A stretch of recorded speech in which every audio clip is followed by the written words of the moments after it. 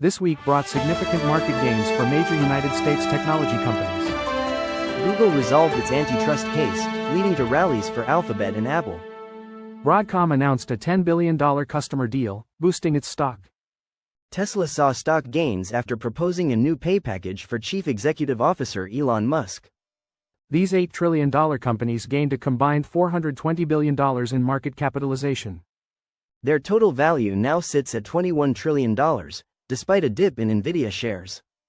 These companies represent about 36% of the Standard & Poor's 500 index. This proportion is historically unprecedented, according to Standard & Poor's Dow Jones indices. Former Federal Reserve Governor Kugler resigned abruptly, shocking the financial community. Her absence from a key meeting just days before added to the confusion. Kugler offered no explanation in her resignation letter to President Trump. The Federal Reserve stated she would return to Georgetown University as a professor. However, Georgetown University lists her as being on leave of absence. Trump suggested Kugler resign due to a disagreement about interest rates.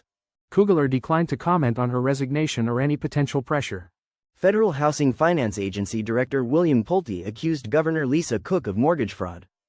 Tech giants are battling for top artificial intelligence talent, offering massive salaries. This competition has been called the AI talent war, as companies try to dominate the growing market. Meta CEO Mark Zuckerberg reportedly offered large signing bonuses to OpenAI employees. He also invested heavily in Scale AI, hiring co-founder Alexander Wang.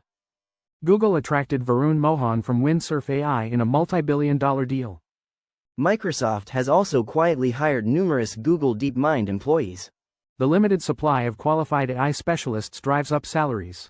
Building advanced AI models is expensive, costing billions of dollars. Kenvue stock dropped over 10% on Friday following a report that Health and Human Services Secretary Robert F. Kennedy Jr. will likely link autism to the use of Tylenol during pregnancy. The Wall Street Journal reported on Friday that the Health and Human Services Department will release a report this month that may draw this link. This report will also suggest that a medicine derived from folate, a water-soluble vitamin, can treat autism symptoms in some individuals. A Health and Human Services spokesperson stated they are using gold standard science to understand the rise in autism rates in the United States. They added that until the final report is released, any claims about its contents are speculation. Tylenol could be the latest widely used treatment undermined by Kennedy at the helm of Health and Human Services. Kennedy has also taken steps to change vaccine policy in the United States and has amplified false claims about safe and effective mRNA vaccines. Kenvue stated they have continuously evaluated the science and believe there is no causal link between acetaminophen use during pregnancy and autism. Anthropic will pay at least $1.5 billion to settle a copyright lawsuit with authors. The authors claimed Anthropic illegally accessed their books for artificial intelligence development. Anthropic will pay approximately $3,000 per book plus interest. They also agreed to destroy datasets containing the allegedly pirated material. This settlement could be the largest public copyright recovery in history. The lawsuit has been closely watched by artificial intelligence startups and media companies. They are trying to determine copyright infringement in the artificial intelligence era. The lawsuit was filed in the United States District Court for the Northern District of California. AppLovin and Robinhood saw their stock prices rise by approximately 7% after being added to the Standard & Poor's 500 index.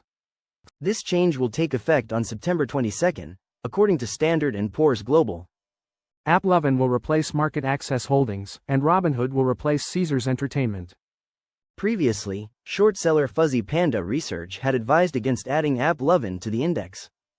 AppLovin's stock had fallen 15% in December when Workday was chosen instead. Robinhood's stock also dipped 2% in June when it was excluded from a rebalance. The Standard & Poor's 500 already includes many large technology companies, with Datadog and DoorDash added earlier this year. Stock prices often rise when companies are added to major indices because fund managers must purchase shares to reflect these changes. Roblox announced new short video and artificial intelligence features on Friday amid concerns about child safety on the platform. The new feature, Roblox Moments, allows users 13 and older to create and share short video clips of their gameplay. Artificial intelligence editions will enable users to generate advanced three-dimensional objects for their games. Roblox says users cannot view clips from mature games if they do not meet the age requirements for those experiences. Roblox Chief Safety Officer Matt Kaufman stated that each video shared on Moments will be moderated. The artificial intelligence features are expected to roll out to users before the end of the year. Roblox Senior Vice President of Engineering Anupam Singh said users can utilize the artificial intelligence tools to create objects matching their game aesthetics. These creations will also be moderated, according to Kaufman. The Powerball jackpot has reached a staggering $1.8 billion. A substantial portion of the winnings will go towards taxes. The Internal Revenue Service requires a mandatory 24% withholding for prizes over $5,000. If the winner chooses the $826.4 million cash option, $198.3 million will be withheld immediately for federal taxes. However, this win places the recipient in the 37% tax bracket, meaning the final tax bill will likely be even higher. This applies regardless of whether the winner chooses the lump sum or yearly payments. For 2025, the 37% rate applies to individuals earning over $626,350 and married couples filing jointly earning over $751,600. The final tax bill, after the initial 24% withholding, will depend on several factors, but it could easily reach millions of dollars. Federal Trade Commission Commissioner Rebecca Slaughter questioned the status of an artificial intelligence chatbot complaint against Snap. The complaint was referred to the Department of Justice earlier this year. The initial complaint alleged that Snap's MyAI chatbot posed risks to young users. Commissioner Slaughter expressed concern about the lack of public information regarding the complaint's status. She stated that the public deserves answers on the matter.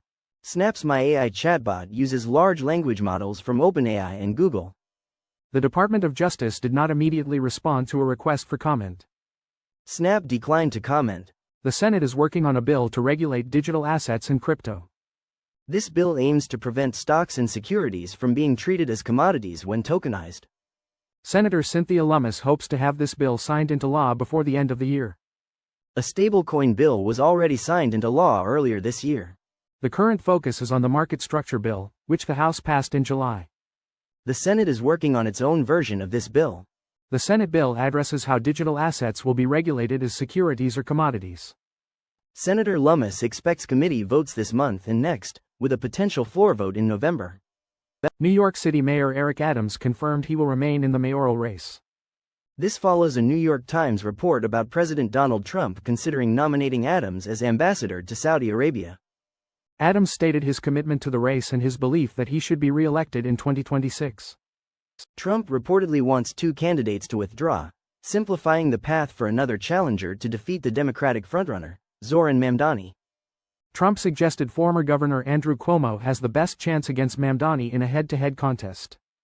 Adams strongly disagreed, calling Cuomo a snake and a liar. He insisted he is the only candidate who can defeat Mamdani. Adams accused Cuomo of pushing black candidates out of races. CNBC analyst Jim Cramer discussed the upcoming week on Wall Street, focusing on economic data and the new iPhone. He cautioned that September is historically a difficult month for the market. On Monday, Cramer will be watching the quarterly report from Casey's General Stores. He likes the company and may buy shares. Apple is expected to unveil the iPhone 17 on Tuesday. Earnings reports are also due from Oracle, AeroVironment, and GameStop.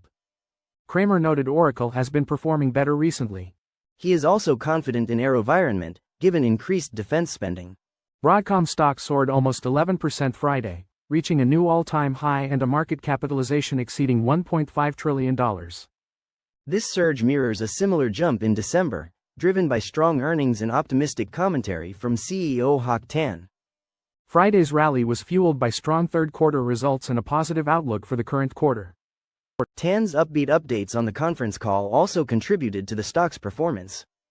The key driver was the announcement of a fourth customer for Broadcom's custom AI chips, called XPUs. This new customer is believed to be OpenAI, the creator of ChatGPT. This news prompted a surge in the stock price after the closing bell. The market was surprised by this announcement, which was not factored into analysts' projections. The average 30-year fixed mortgage rate dropped 16 basis points to 6.29% on Friday. This followed the release of a weaker-than-expected August employment report. This marks the lowest rate since October 3 and the biggest one-day drop since August 2024. Rates are finally breaking out of the high 6% range. Mortgage News Daily Chief Operating Officer Matt Graham called it a straightforward reaction to the jobs report. He noted the bond market considers the jobs report a major source of rate volatility. Mr. Graham also stated on X that many lenders are priced better than October 3. He said they would be quoting in the high 5% range. This drop is a significant change from May when the 30-year fixed rate peaked at 7.08%. Consider a $450,000 home purchase, slightly above August's national median price. With a 20% down payment, the monthly payment at 7% would be $2,395. At 6.29%, that payment would be $2,226, a difference of $169 per month.